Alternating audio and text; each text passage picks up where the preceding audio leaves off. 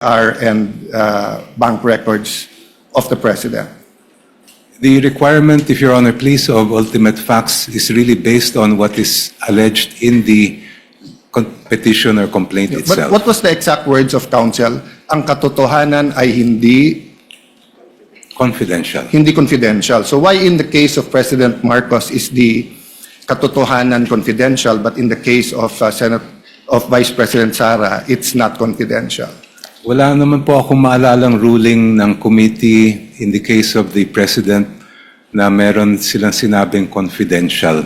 No, What I recall is that the conclusion was that the complaint did not allege Yes. ultimate facts. So there was a conclusion even before asking for all of this. But in this case, balikta, there was a conclusion that there's no nexus between the President and an impeachable offense. In this case, walang authentic documents pero humihingi ng subpoena kasi yung katotohanan hindi confidential. So, which goes to my, well, first, let me honor who I should honor because it seems that the Lisa Masa complaint, which was endorsed by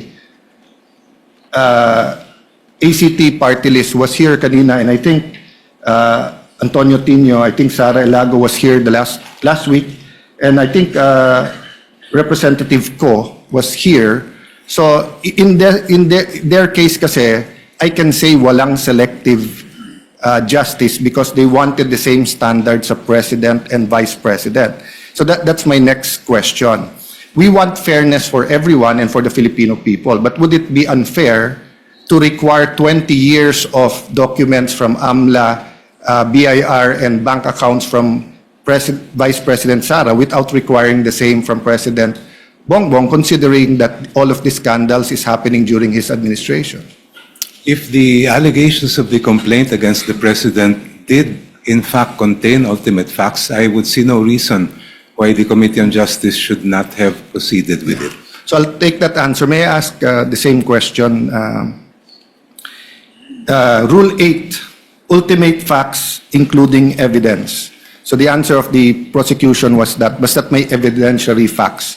But ang nakalagay kasi sa Section 1 ng Rule 8, including evidence, what is the position of the defense on this? The defense follows strictly the rules, Your Honors. While I agree with the distinguished opposing counsel na iba yung ultimate facts and evidentiary facts, no? I don't want to blur that line. Tama naman po yung sinabi ng ating opposing. But yun nga po yung punto namin, no? In the Zavala and Cabrera complaints, wala pong ultimate facts at wala din pong evidence or evidentiary na nakakalakip doon po sa mga complaints, and which is the very issue that we brought up to the Supreme Court, Your Honor. So if you were representing now the President and the opposing counsel was also asking for 20 years of records of AMLA, bank accounts, and BIR, would you still have the same position? Your Honors, That unless it is relevant and definite. I read in your Yes. pleadings, di ba, in your position paper na yun yung... So kasi I'll ask na rin my next question. Why is it definite in your view? Opo. So on the first question, yes, Your Honor. Even if I were to be representing the President now, I would have the same view, no? Na hindi po pwedeng ganun ka 20 years ang span ng mga documents na hiningi, precisely because the jurisprudence provides that for a valid subpoena to issue, it must be particularly described, plus yung sinasabi po natin na relevance. Now, to the second question as to why it is not particularly described, Your Honors, unang-una, let's start with the bank accounts. No? Yung bank accounts na naka-enumerate sa kanilang request, it is our position na yun po yung natawag kanina na fruit of the poisonous tree. Because as you can see, lahat po ng pinanggalingan na accounts na yan ay yung AMLAC. But which we are contesting. No? Sa amin po, unlawful po yung naging disclosure sa Committee on Justice.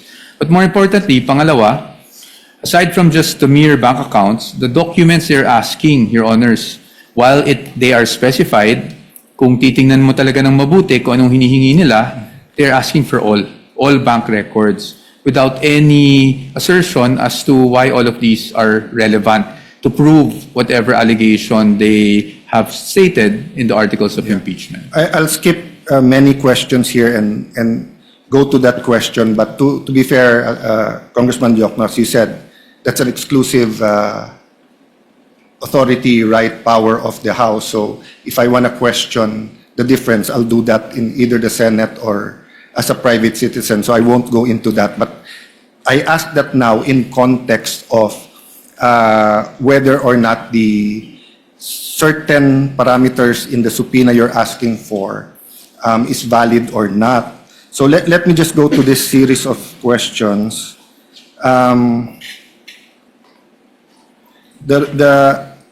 This is really a discussion into what is substantial facts, what's ultimate facts, what's essential facts, what are, and as you said, Attorney Powa, we don't want to bore everyone with that, but it's important in terms of due process.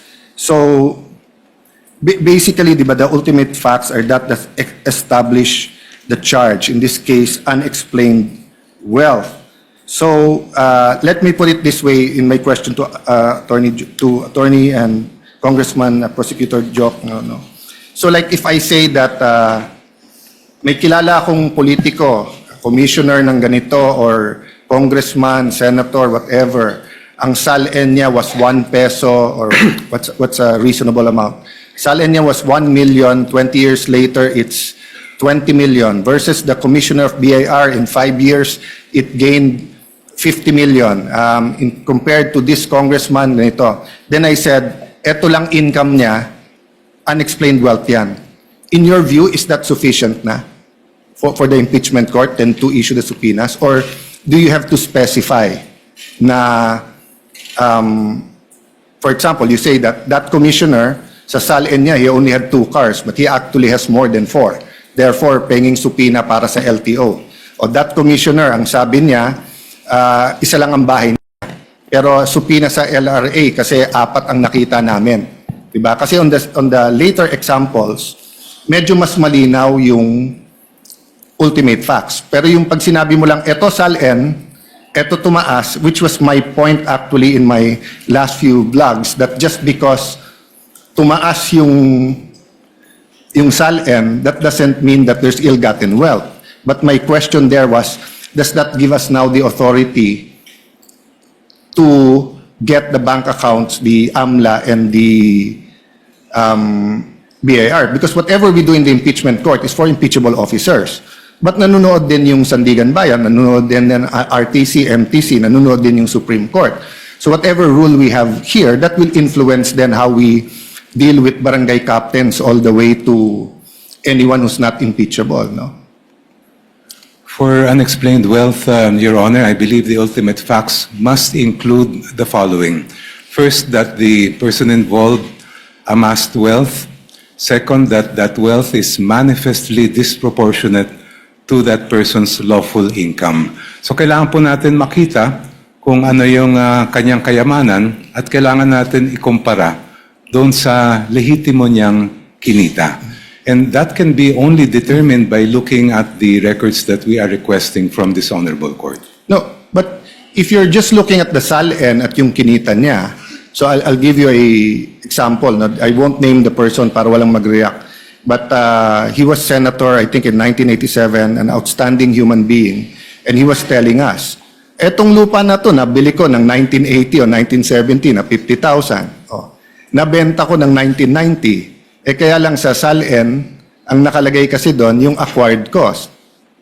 So nilagay ko 50,000. So kung titignan mo kami, then he named some other great senators, etc. na kasabayan niya, congressman at dito. Titignan mo, si senator ganito, kami lahat. O ang SALN namin, baka 5 million. Pero yung 100,000 na lupa na binili namin noon, baka 5 million, 20 million, 30 million. So if one of those officials suddenly sold the property and then placed the money that came in, so let's say the 100,000 property was sold for 5 million, but then for example, pinang-blow out niya sa pamilya yung 500,000 before December 31 of that year, mag-i-increase yung kanyang SALN by 4.5 million. So if you just compare his income na sweldo niya with that, that will not show you that he has ill-gotten wealth. So compared na pagka-inallege ko na ang sweldo niya 200,000, eto,